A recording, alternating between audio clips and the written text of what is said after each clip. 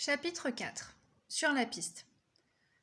Alex, Lulu et moi, on retourne sur le bord de la petite route.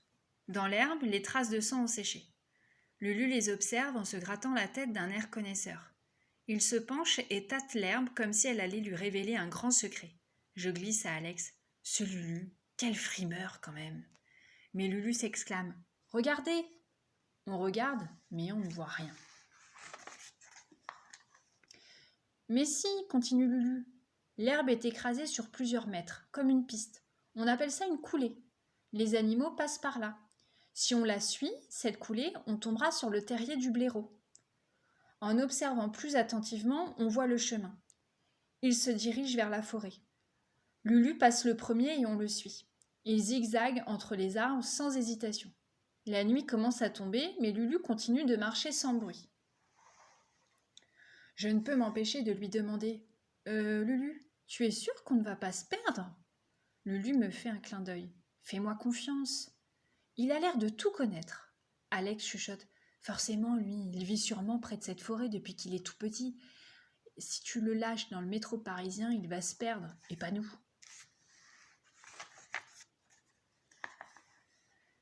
Après une demi-heure de marche, la coulée aboutit à une souche d'arbre, sur une petite pente. « Arrêtez-vous là !» chuchote Lulu. « Sinon le blaireautin va nous entendre et ne sortira pas. » On se tapit tous les trois à quelques mètres. Lulu sort une paire de jumelles de son sac et me l'étend. « Regarde, l'entrée du terrier doit être sous la souche d'arbre. » En effet, je vois un large trou. « Venez, dit Lulu. On se cache et on attend qu'il sorte. » On s'assoit derrière une haie qui nous protège un peu des regards. Il fait de plus en plus sombre. Waouh, waouh, waouh! Je sursaute. C'est un chien qui aboie, pas très loin de l'endroit où nous sommes. Oh non, c'est Filou, s'exclame Lulu. Il a dû me suivre. Restez là. Il attrape une corde dans son sac et se met à courir en direction des aboiements. Attends, dit Alex, je viens avec toi. En moins de 10 secondes, Lulu et mon frère ont tous les deux disparu. Je me retrouve seule. Je regarde la coulée. On la voit à peine. Le chien s'est arrêté d'aboyer. Il n'y a aucun bruit. Un oiseau crie au loin. Mais c'est très loin. Les branches des arbres bougent un peu sous le vent, mais sinon rien. Les garçons ont dû retrouver Filou. Alors pourquoi ne reviennent-ils pas ? Chapitre 5. Un bébé bien caché. C'est à ce moment que je l'aperçois. Ce sont d'abord des feuilles mortes qui remuent à quelques mètres, puis une tête grise. Il arrête de bouger, il m'a vu. On s'observe. Il a peur, mais moi aussi. Pourquoi ne retourne-t-il pas à l'abri dans son terrier ? J'arrête de respirer. On reste là, tous les deux, chacun à surveiller l'autre sans oser prendre une décision.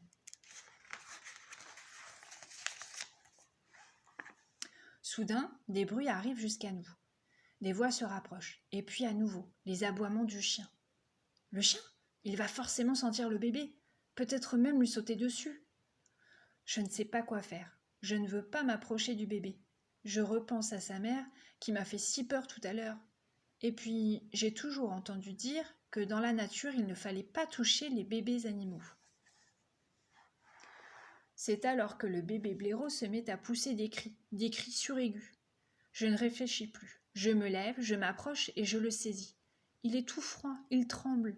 Je le glisse dans mon blouson, il ne bouge plus. Alex apparaît. Il a l'air rassuré en me voyant. Il se tourne vers Lulu et soupire. « Je t'avais bien dit que c'était à gauche après le chêne. » Lulu lève les yeux au ciel. « Ok, tu marques un point. » Alex tient la corde qui sert de laisse à Filou. Soudain, le chien tire si fort qu'Alex est déséquilibré. « Au pied, Filou !» dit Lulu. Trop tard, Filou se précipite sur le terrier. Le renifle puis s'en détourne. Lulu est étonné. Il n'y a pas de blaireautin dans ce terrier, sinon Filou aurait aboyé. Je ne dis rien. La main sur mon blouson, je sens encore le bébé blaireau trembler. Je dois garder le silence, ne rien dire, rester le plus loin possible de Filou. Je ne peux pas m'empêcher de penser que le bébé blaireau est mieux avec moi que tout seul dans le noir et le froid de la forêt. On marche jusqu'au chemin, à la sortie de la forêt pour récupérer nos vélos. Alex dit J'irai bien à la ferme voir si le veau est né. Lulu répond. Oui, mais moi je n'ai pas de vélo. Monte sur mon porte-bagages, propose Alex. Lulu ordonne. Rentre, Filou. Le chien me regarde fixement. Il sait bien que je cache quelque chose, mais il obéit et se met à courir devant. Dans la nuit, sous les étoiles, on roule à la lumière de nos phares sur le chemin plein de bosses. Youhou! Hurle Alex. Les vacances, c'est super! Je suis presque d'accord avec lui, mais tout contre moi, je sens toujours le petit blaireau trembler. Chapitre 6. Réunion de famille. À la ferme, il y a encore la voiture de Sophie et le tracteur de tonton. L'étable est éclairée et on entend des voix. Ils sont encore là, constate Lulu. Dans l'étable, ça sent le fumier et le foin chaud. Burk, dit Alex. Moi, je ne trouve pas l'odeur désagréable. Au fond de l'étable, une forme est allongée dans la paille. C'est le veau. Chouette, il est arrivé, se réjouit Lulu en grimpant sur la barrière.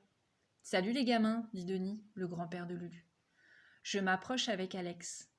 En voyant que le veau ne bouge pas, mon frère demande « Il est malade ?» Non, explique Sophie. Il est juste un peu sonné. Avec tonton, ils saisissent le veau par les pattes et le tirent jusqu'à la maman. Elle se met à le lécher et à le pousser du museau. Ça y est, il ouvre les yeux, s'exclame Alex. En voyant ce veau avec sa mère, je suis émue. Il faut que je leur dise ce que je cache sous mon blouson, maintenant. À cet instant, quelque chose arrive en trombe sur moi. C'est Filou. Il met ses pattes sur mon ventre et se met à grogner. Denis se précipite sur lui pour le retenir par le collier. Hé, Filou, ça va pas la tête ? Des cris aigus sortent de sous mon blouson. Et Filou se met à franchement aboyer cette fois. Denis préfère l'enfermer dans la salle de traite. La salle de traite, c'est l'endroit où on traite les vaches, c'est-à-dire où on tire le lait de leurs mamelles.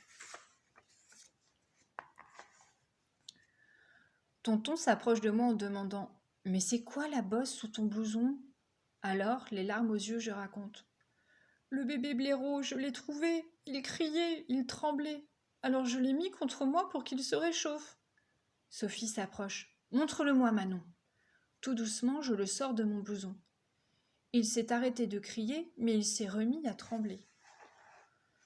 Sophie le regarde puis lève les yeux vers moi et me sourit. « Tu as bien fait de ramasser ce blaireautin. Il est en hypothermie, c'est-à-dire que sa température a beaucoup baissé. » On suit Sophie jusqu'à sa voiture et elle nous explique. À cause de ce village difficile, la blairelle est toujours là, à l'arrière. Sophie ouvre les portes, se retourne vers moi et prend délicatement le bébé blaireau. L'avantage, c'est que le blaireautin va se remettre bien vite, tout contre sa maman. Aussitôt posé sur la civière, le bébé blaireau hume l'air ambiant. Puis, il rampe sur le ventre de sa maman et cherche une mamelle. Il la trouve très vite et arrête de trembler. La mère a les yeux fermés. On a l'impression qu'elle sourit. Sophie me dit « Bravo, tu l'as sauvé ce bébé. » Pas mal pour une Parisienne. Et moi, je vais bien m'occuper de sa maman. Je regarde Lulu. Oui, mais si on a trouvé le blaireautin, c'est quand même grâce au campagnard. Qui est campagnard ici ? Demande Lulu en haussant les épaules. Et avant qu'on ait pu dire quoi que ce soit, il ajoute. Dans la forêt, je suis le meilleur. Mais pour le métro, tu dois me battre, Alex. Je me perds souvent entre la ligne 13 et la 4. Alex et moi, on pousse un cri. Quoi ? Tu connais Paris ? Oui, j'y habite depuis 3 ans quand même. Je suis stupéfaite. Mais tu nous avais dit que... Lulu nous interrompt. C'est vous qui avez dit que... C'est vrai, on a cru que Lulu vivait ici. Peut-être parce qu'il avait l'air de connaître tellement bien la nature. Avant de repartir, Sophie propose. Demain, vous pourrez venir prendre des nouvelles de notre petite famille. D'accord, dit Lulu. Et ensuite, je vous montrerai un coin où on peut trouver des têtards. Alex fait un grand oui de la tête. Allez, salut la compagnie, dit Denis. À demain, répond tonton Jacques. Alex et moi, on attrape nos vélos. Je lance à mon frère. On démarre, face de tétard ? Il s'étonne. Tiens, je ne suis plus un blaireau. Ben non, maintenant qu'on adore les blaireaux, tu prendrais ça pour un compliment. Et voilà, c'est terminé. On se retrouve bientôt pour une autre histoire.